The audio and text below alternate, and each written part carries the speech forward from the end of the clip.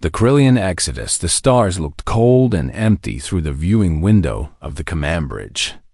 Admiral Zexthara pressed her six-fingered hand against the transparent metal, watching the distant points of light. Each one represented a world her people would never see again.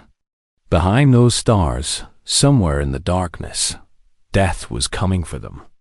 "Admiral, the engine core temperature is rising again," called out Engineer Veltar from his station. His blue-scaled skin showed patches of stress coloring, deep purple marks that appeared when Krillians faced extreme danger. "We cannot push the drives much longer." Zexthara turned away from the window. The bridge of the flagship star of Krylos had seen better days. Cables hung from damaged ceiling panels. Several control stations flickered with unstable power. The air recycling system made a grinding noise that worried everyone but couldn't be fixed. Not while they were running for their lives. "How long do we have?" she asked. "Maybe 6 hours before the core overheats. 8 if we reduce speed by half." That was not good news. The refugee fleet behind them carried 50,000 souls, all that remained of the once great Krillian Confederation. 200 ships of different sizes moved together through space. Some were military vessels, like her flagship. Others were cargo haulers, passenger liners, and mining ships. Anything that could fly when their homeworld died. The Vorthic swarm had taken everything else. ZEX single quotes THARA. Remembered the day the swarm ships first appeared in Krillian space. Black vessels that looked more grown than built, like insects made of metal and hunger.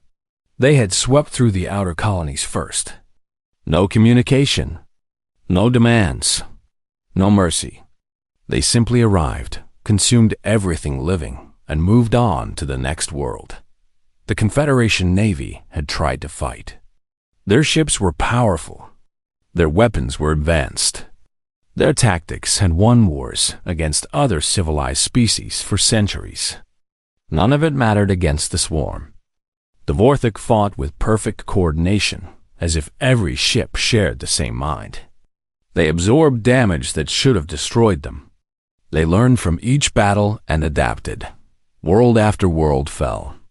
System after system went dark. The proud Krillian fleet, once 3,000 ships strong, was reduced to these few survivors. "Admiral," the communications officer spoke up. "We're receiving distress signals from the Gentle Current and the Mountain Sol. Both ships report critical system failures." Zexthara closed her eyes for a moment. The Gentle Current was a passenger liner carrying 8,000 civilians. The Mountain Sol was a research vessel with some of their best scientists aboard. They couldn't lose either ship. "Send repair teams from the Iron Will and the Star Dancer," she ordered. "Tell them to transfer essential personnel if the ships can't be saved." "Yes, Admiral." She walked to the tactical display in the center of the bridge. The holographic map showed their fleet's position and course.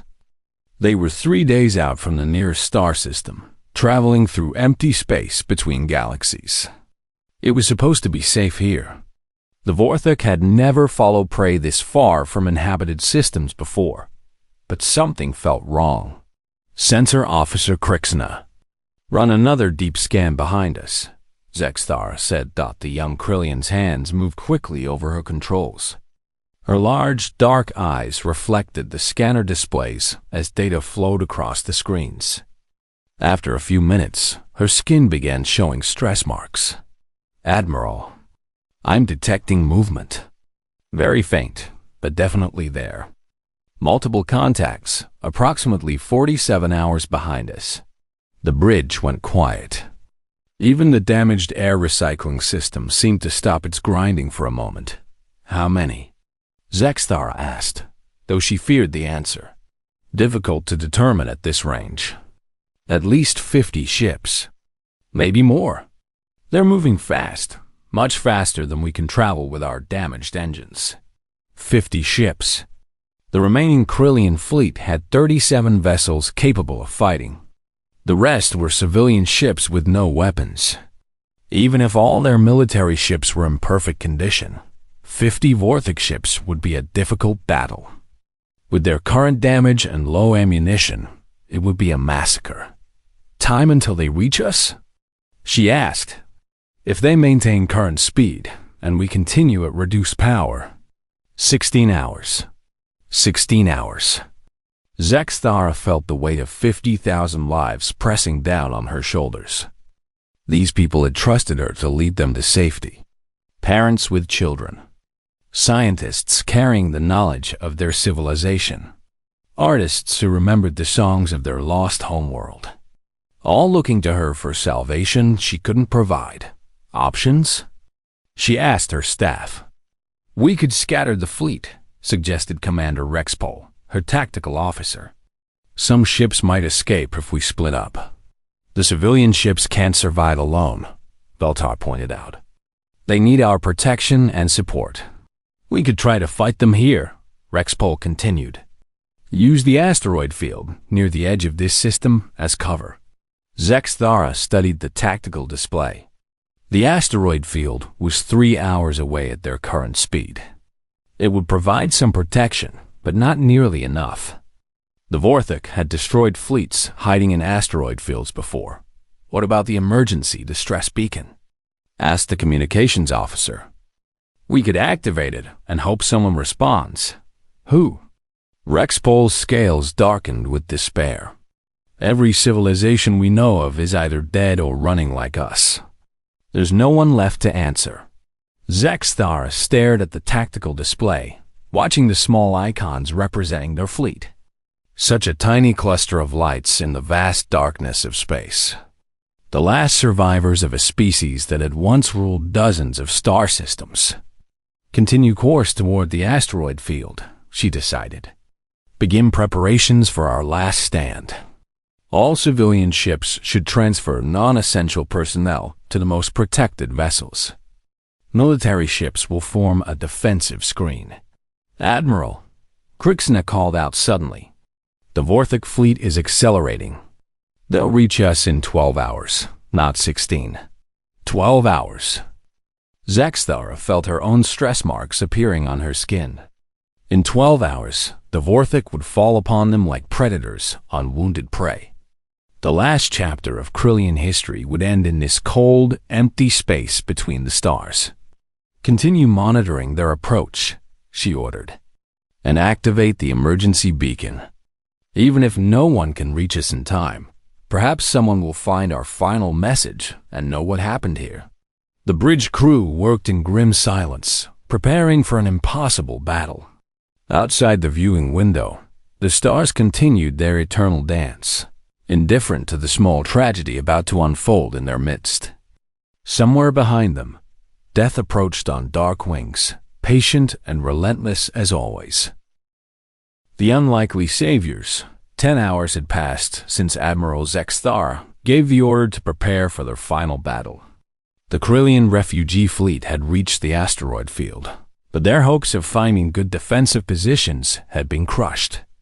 The asteroids were too small and too scattered to provide meaningful cover. Their damaged ships struggled to maneuver between the floating rocks. Vorthic scouts have entered scanner range, reported Sensor Officer Krixna. Her voice was steady, but her hands shook as she worked her controls. First wave consists of 8 ships. Main fleet will arrive in 2 hours. Zexthara stood before the tactical display, watching the red dots that represent approaching death. The Vorthic scouts were fast attack ships, designed to harass and weaken targets before the main force arrived. Even these scouts outnumbered her available fighters. All civilian ships move to the center of the formation, she ordered. Military vessels take defensive positions. Prepare to engage the scouts. The bridge crew moved with practiced efficiency, but Zexthara could see the fear in their movements. They all knew this was the end. The emergency distress beacon had been broadcasting for hours, but no response had come. They were alone in the darkness, facing an enemy that had already destroyed their entire civilization. Admiral, the scouts are beginning their attack run, Commander Rexpol announced. They're targeting the Mountain Song. The research vessel was one of their most valuable ships, carrying scientists and cultural archives. It had no weapons and weak shields. The Vorthik always seemed to know which targets would hurt the most. Iron Will and Star Dancer, intercept those scouts, Zexthara ordered. Protect the Mountain Song at all costs. On the tactical display, she watched her 2 remaining cruisers change course toward the attacking Vorthik. The enemy scouts moved like living things, flowing around asteroids with impossible grace. Their ships looked wrong, all curves and organic lines, as if they had been grown rather than built. The first exchange of weapons fire lit up the darkness. Blue energy beams from Krillian ships met the strange green plasma of Vorthik weapons. The Iron Will took a direct hit to its port side, and Zexthara saw atmosphere venting from the breach. Iron Will reports damage to their shield generators. The communications officer called out. Tell them to fall back, Zexthara ordered. But she knew it was useless. There was nowhere to retreat to. That was when the impossible happened. Admiral! Crixenes' voice rose with excitement and confusion. New contacts emerging from hyperspace. 12 ships, unknown configuration. Zexthara spun to look at the sensor display. 12 new dots had appeared on the screen, positioned between her fleet and the attacking Vorthik scouts. But these weren't more enemies. The computer was marking them as unknown, not hostile. What species are they? She demanded. Unknown, Admiral. Their ship designs don't match anything in our database. They're broadcasting on standard communication frequencies. Before Zexthara could respond, a voice filled the bridge. It was strange, melodic but firm, speaking in accented but understandable Krillian. This is Captain Sarah Chun of the Terran Colonial Defense Force ship Defiance. We received your distress signal. Are you in need of assistance? The bridge fell silent. Terran? No one had ever heard of a species called Terrans. Zexthara looked at her crew, seeing the same confusion reflected in their faces. This is Admiral Zexthara of the Krillian Confederation. She replied carefully. We are under attack by hostile forces. Our fleet is carrying civilian refugees. Copy that, Admiral. We see the attacking vessels. Please maintain your current position while we deal with the immediate threat. Zexthara felt a flash of anger. Captain Chun, you don't understand. Those are Vorthik ships. They've destroyed our entire civilization. 8 scout ships might not seem like much, but... Understood, Admiral. The human captain interrupted calmly. We've got this. Defiance to all ships. Engage hostile scouts. Protect the refugee fleet. On the tactical display, the 12 unknown ships, these Terran vessels, moved toward the Vorthik scouts. Their ships looked primitive compared to Krillian or Vorthik technology. Angular and blocky, like metal boxes with engines attached. But they moved with startling coordination, spreading into attack formation with military precision. Admiral, the Terran ships are engaging the scouts. Rexpol reported with disbelief in his voice. Zexthara watched in amazement as the human ships opened fire.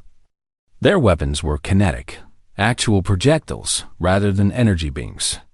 It seemed like ancient technology, but the projectiles moved incredibly fast and hit with devastating accuracy. The first Vorthak scout took 3 hits to its central hull and exploded in a ball of green fire. The second scout tried to evade, but 2 human ships had predicted its movement. They fired from opposite directions, catching the alien vessel in a deadly crossfire. This is impossible, breathed Engineer Veldar. Those ships are half the size of Vorthik scouts. Their weapons look primitive. How are they winning? Zexthara had no answer. She watched as the human fleet systematically destroyed the Vorthik scouts with tactics she'd never seen before. They used the asteroid field like a three-dimensional chessboard, bouncing projectiles off rocks to hit targets from unexpected angles. When one human ship was damaged, two others immediately moved to protect it while it retreated down in less than 20 minutes. All 8 Vortex scouts were destroyed. The human ships regrouped near the Krillian fleet, showing minimal damage despite facing enemies that had terrorized the galaxy. "This is Captain Chun again," the voice returned. "Immediate threat neutralized. Admiral, we show a larger force approaching your position. We count approximately 50 hostile vessels. Recommend we discuss defensive strategy. 50 ships." These humans had just destroyed 8 Vortex scouts, and now they were talking about fighting 50 more as if it were a reasonable possibility. "Captain Chun," Zexthora said slowly, "you don't understand what you're facing.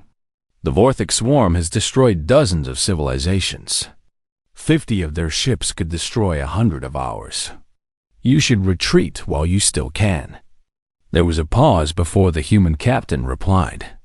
When she spoke again, Zexthara detected something in her voice that she recognized. The sound of someone who had faced impossible odds before and refused to back down. "Admiral, we appreciate the warning, but we didn't come all this way just to run when things got difficult. Besides, 50 ships doesn't sound too bad. We faced worse odds." "Worse odds?" Zexthara could barely believe what she was hearing. "What kind of species are you?" "We're human," Captain Chen replied simply.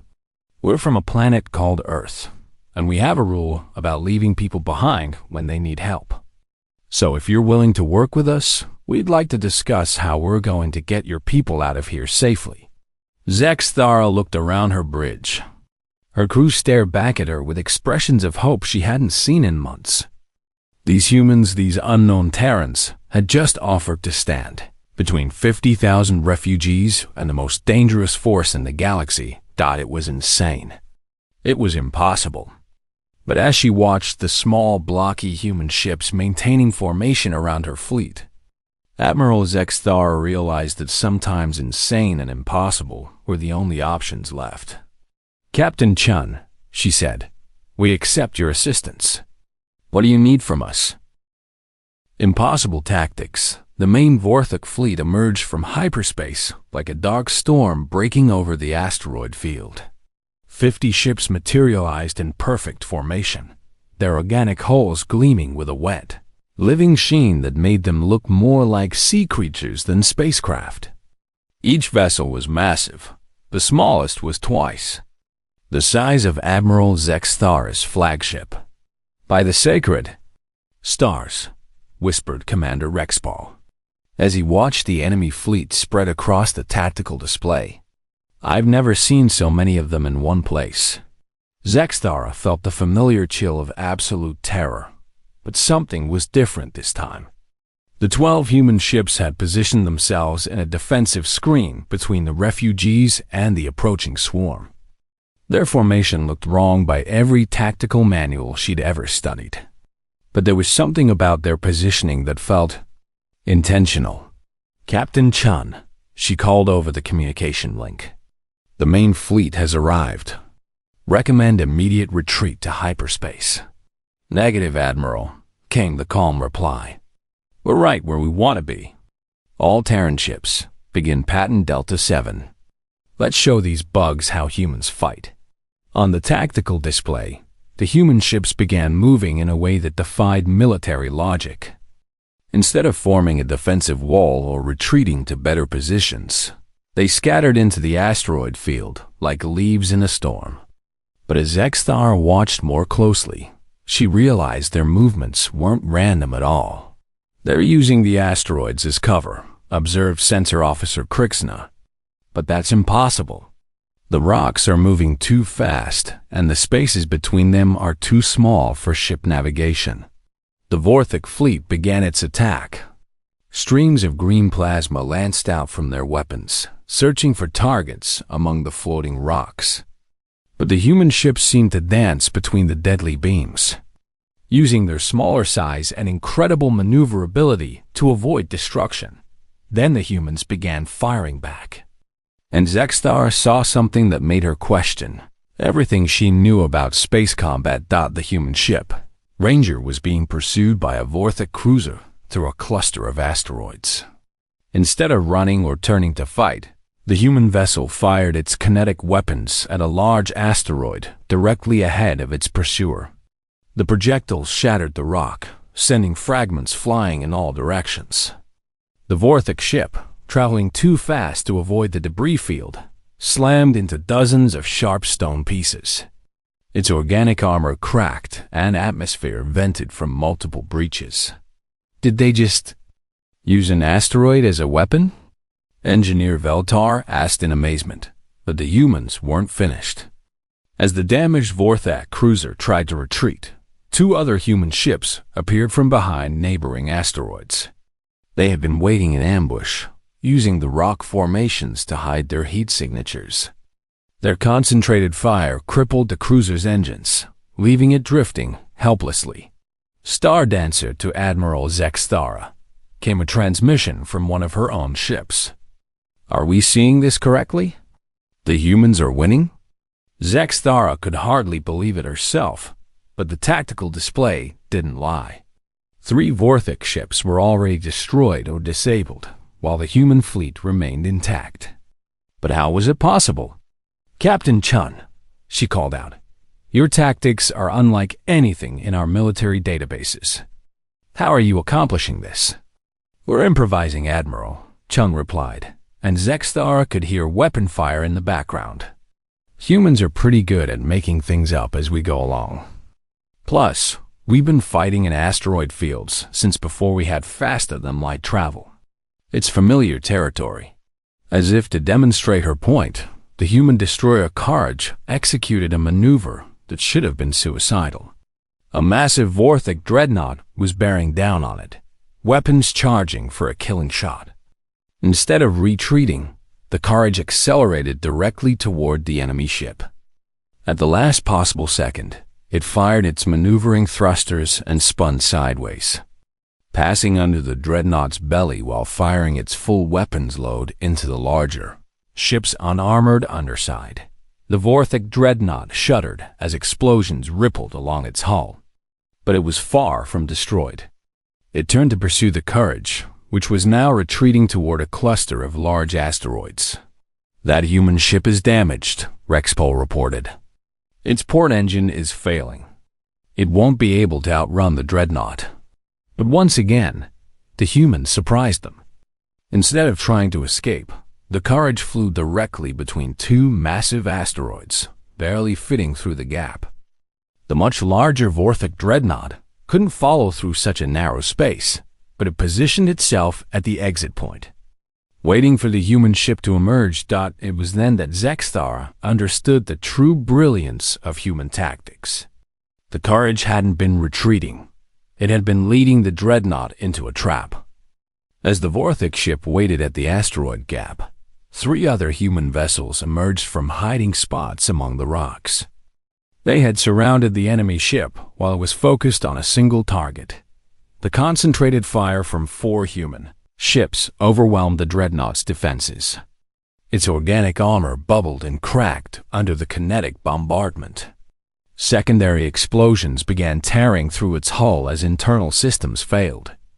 Within minutes, the massive ship that could have destroyed half the Krillian fleet was a drifting wreck.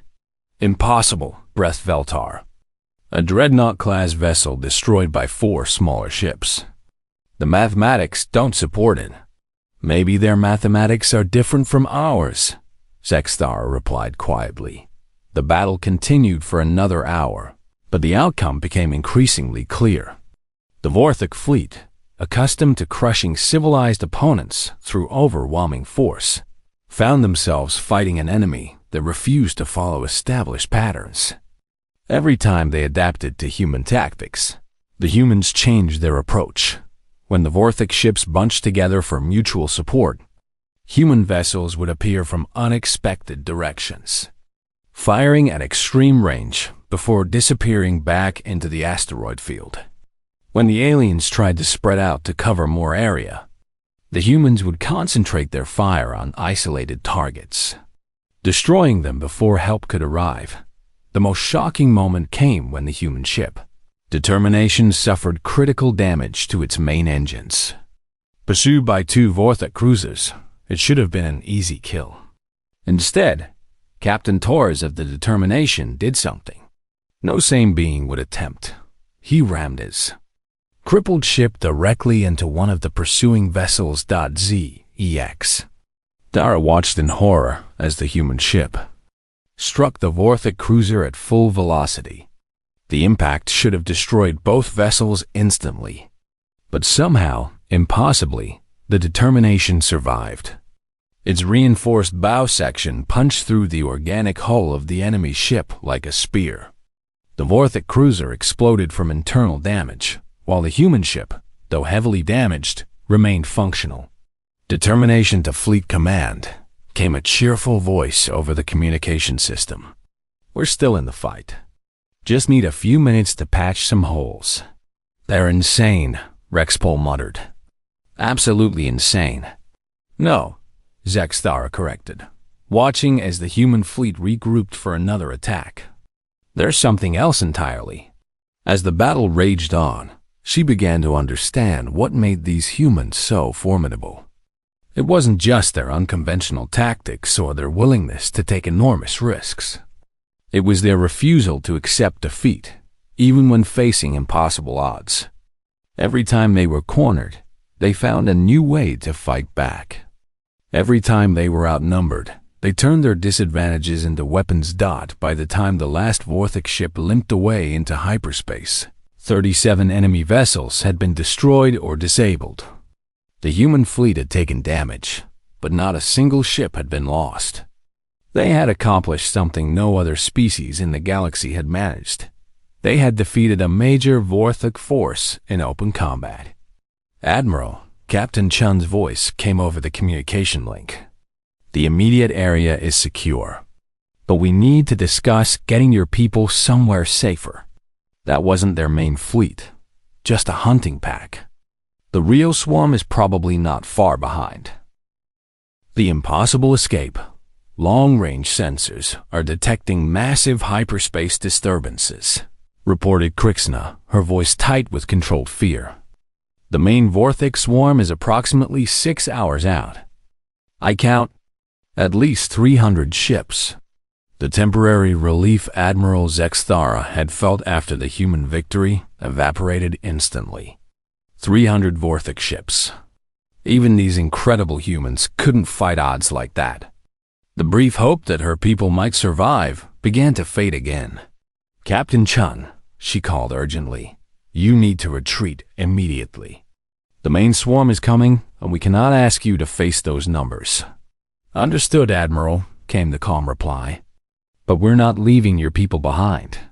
All Terran ships, begin Operation Lighthouse immediately. Zexthara had no idea what Operation Lighthouse meant, but she was about to learn just how far humans were willing to go to save strangers. Admiral, Captain Chun's voice continued. We need your fleet to prepare for emergency hyperspace jump.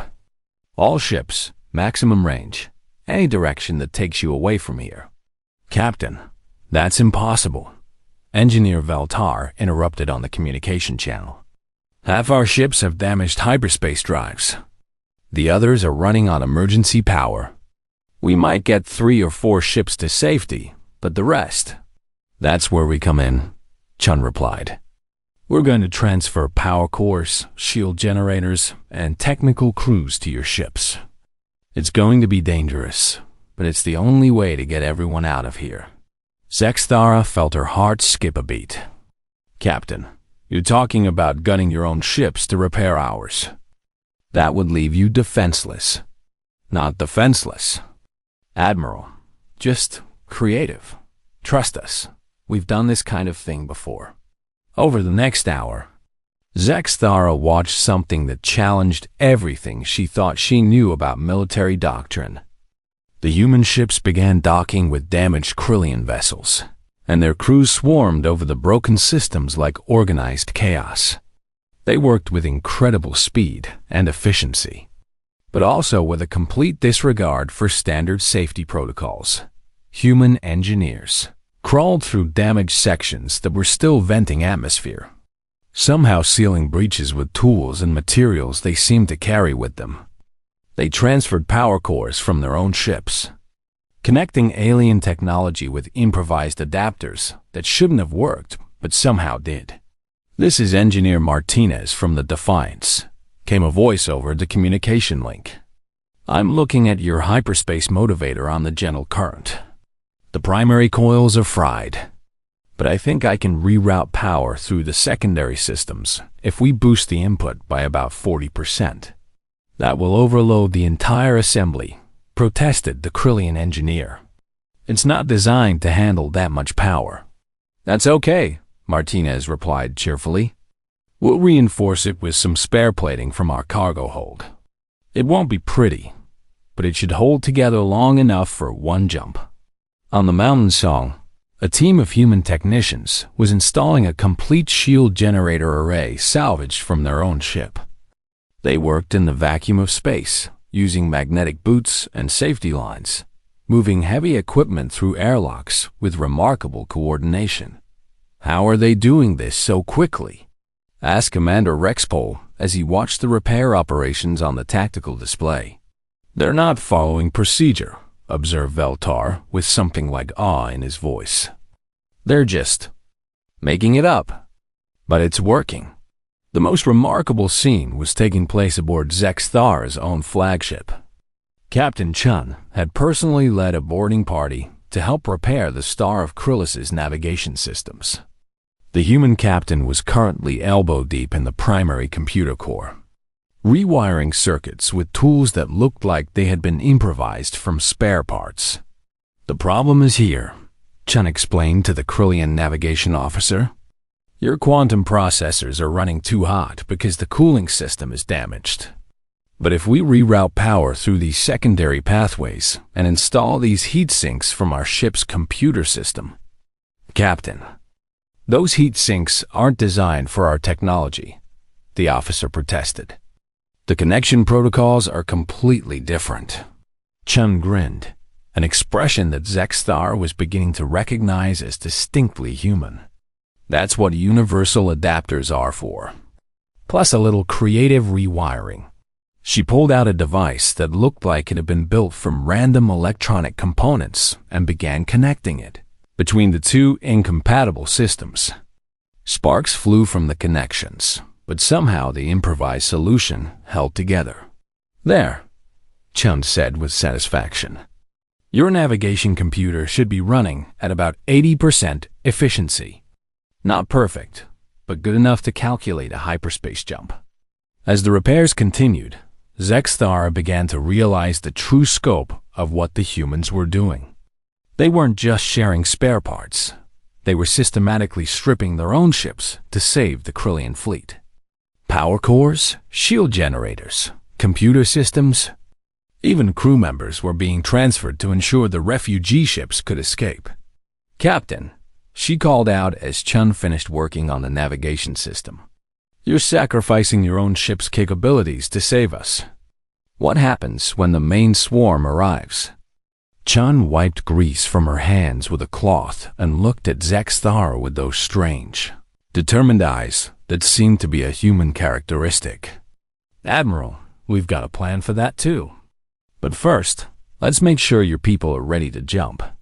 The repairs took 4 hours, with human and Krillian crews working side by side to accomplish the impossible. Ships that had been limping along on emergency power were now running at near full capacity. Vessels with catastrophic damage had been patched and reinforced with human engineering that defied CONVENTIONL logic, but somehow worked.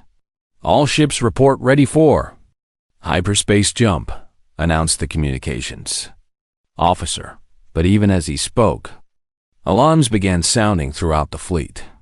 Crixin's voice rose with panic as she read her sensors. "The main swarm has arrived. 312 ships emerging from hyperspace at the edge of the system."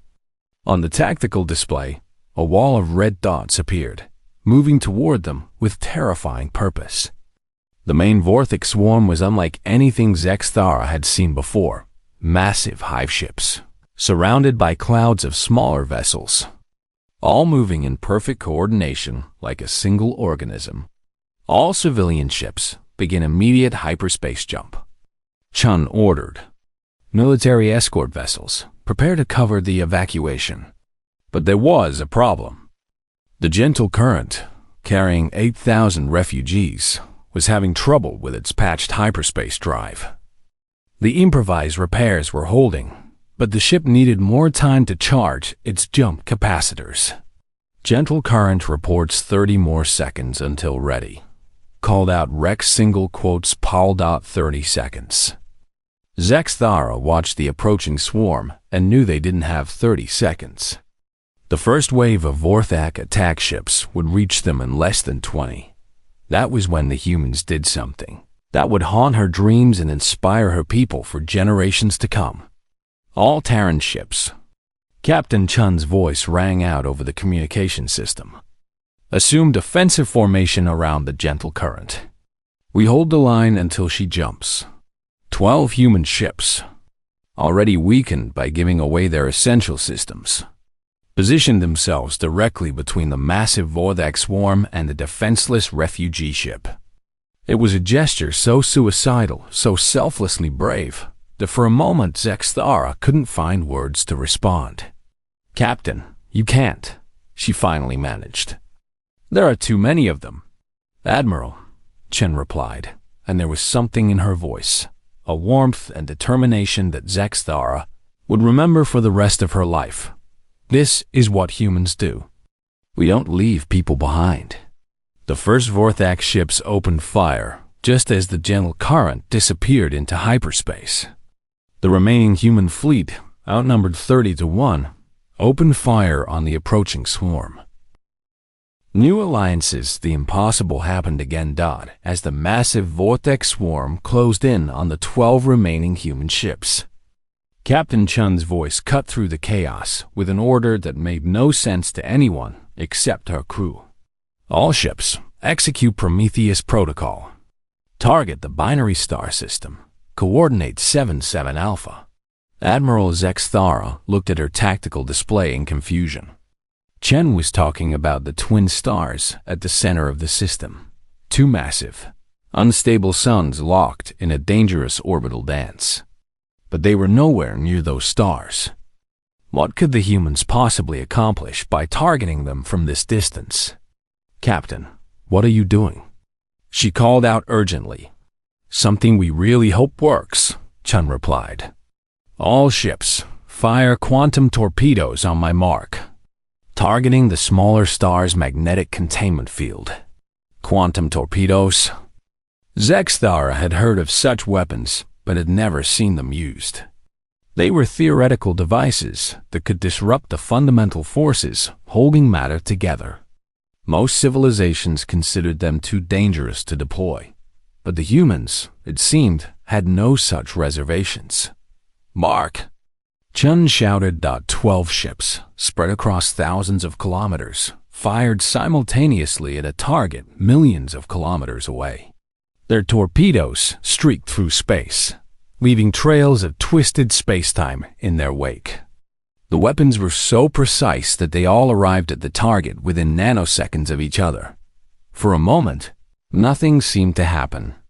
The Vorthak swarm continued its advance, now only minutes away from overwhelming the human fleet.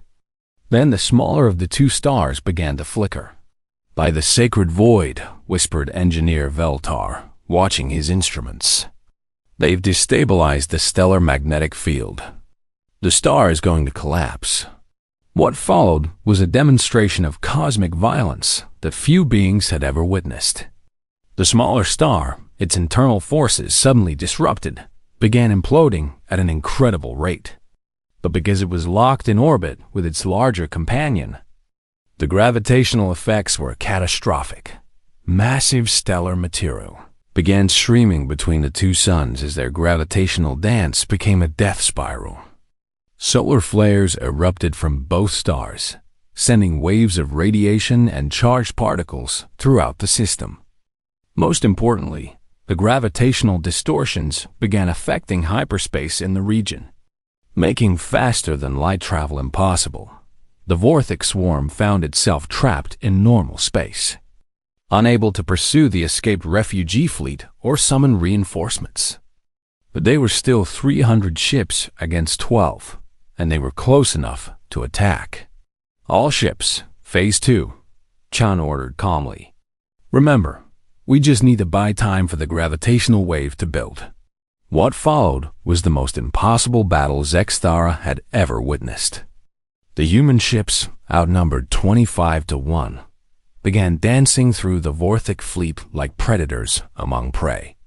They used the stellar radiation and gravitational distortions as weapons, leading enemy ships into solar flare paths and magnetic field disruptions. The Defiance itself took on a Vorthic battleship 3 times its size, using the gravitational field of a nearby moon to slingshot around the enemy vessel while firing at point-blank range. The Ranger led an entire squadron of enemy fighters into a radiation storm, where their organic hulls began breaking down under the intense energy bombardment. But the most incredible sight was the human destroyer, Determination, the same ship that had survived ramming a Vorthic cruiser earlier. With its front section still crumpled from the previous impact, it somehow managed to ram 2 more enemy ships, using the wreckage of the first as an improvised weapon. "How are they still fighting?" Rexpol asked in amazement. "They should all be dead by now. They're buying time," Zexthara realized, understanding the human plan at last. "They're waiting for the stellar collapse to reach critical mass." As if responding to her words, the gravitational distortions in the system suddenly intensified. The 2 stars, now locked in a final spiral toward mutual destruction, began generating massive waves of twisted spacetime. These waves propagated outward at the speed of light, warping reality itself. Any ship caught in the expanding field of gravitational chaos would be torn apart by tidal forces. But the waves were predictable. They followed the laws of physics with mathematical precision. And the humans, with their impossible ability to calculate risks and benefits in real time, had positioned themselves perfectly. "All ships, emergency jump," Chan ordered.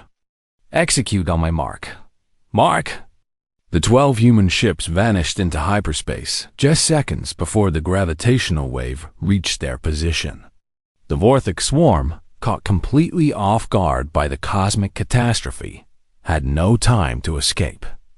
300 ships were torn apart by forces that made their weapons seem like toys. For several minutes, Zexthara could only stare at her instruments in shock. The entire enemy fleet, the force that had been moments away from destroying her people, had been eliminated by stellar engineering on an impossible scale. "This is Captain Chun," came the familiar voice over the communication system. "Sorry about the delay, Admiral. Had to make sure the gravitational barrier was properly established. The Vorthic won't be following anyone through this system for quite some time. Captain." Zexthara struggled to find words. "You destroyed an entire star system to save us." "Only temporarily," Chen replied with that characteristic human confidence. "The stars will stabilize in a few years. The gravitational effects will fade. But it should buy your people time to find a new home." Over the following days, as the combined fleet traveled toward a distant, habitable system that the humans had identified, Zexthara learned more about these remarkable beings called humans. They came from a small planet called Earth, located in a region of space that most galactic civilizations considered too remote and dangerous to explore. Humans had only achieved faster-than-light travel 50 years ago, making them newcomers to galactic civilization. But in that short time, they had established colonies throughout their local region and developed a reputation for taking in refugees from other species conflicts. "We've been the underdog before," Captain Chun explained during one of their conversations. Earth was invaded twice in our early spacefaring years. Both times, other species helped us survive. We learned that sometimes the smallest gesture of kindness can change everything. The human ships escorted the Krillian refugees to a beautiful world they called New Haven, a planet with vast oceans and fertile continents, perfect for rebuilding their civilization. But what impressed the Zexthar most was that the humans asked for nothing in return. No territorial concessions, no trade agreements, no political alliances. "This is what we do," Chun said simply when Zexthara tried to offer compensation. "Besides, having the Krillians as neighbors will make this region of space safer for everyone." As the refugee ships established orbit around their new homeworld, Zexthara sent an encrypted message to every surviving civilization she could contact. The message was simple but urgent. "We have found unexpected allies. They call themselves humans, and they are extraordinary. They saved 50,000 of our people from certain death, asking nothing in return. They defeated the Vorthic through tactics and courage, unlike anything we have ever seen. They turned disadvantages into weapons and impossibilities into victories." She paused in her recording, watching through her viewing port as human and Krillian crews worked together to establish the first settlements on New Haven. Children of both species played together in the cargo bays, learning each other's languages and sharing games. "If the Vorthic swarm represents the worst that the galaxy can produce," she continued, "then humanity may represent its best hope. They are brave beyond reason, clever beyond measure, and kind beyond expectation. I recommend immediate contact and alliance with the Terran Colonial Defense Force. We are no longer alone in this fight." As her message transmitted across the galaxy, carrying news of hope to countless desperate civilizations, Admiral Zexthara reflected on the strange twist of fate that had brought humans into their lives. The Krillian Confederation was gone, but its people would survive and rebuild. And somewhere among the stars, other refugee fleets would receive that message and know that help might be coming. The humans had a saying. Captain Chun had told her, "No one fights alone." As Zexthara watched the first human and Krillian children take their first steps on New Haven soil together, she finally understood what those words truly meant. The galaxy had found its guardians. They were called humans, and they were just getting started.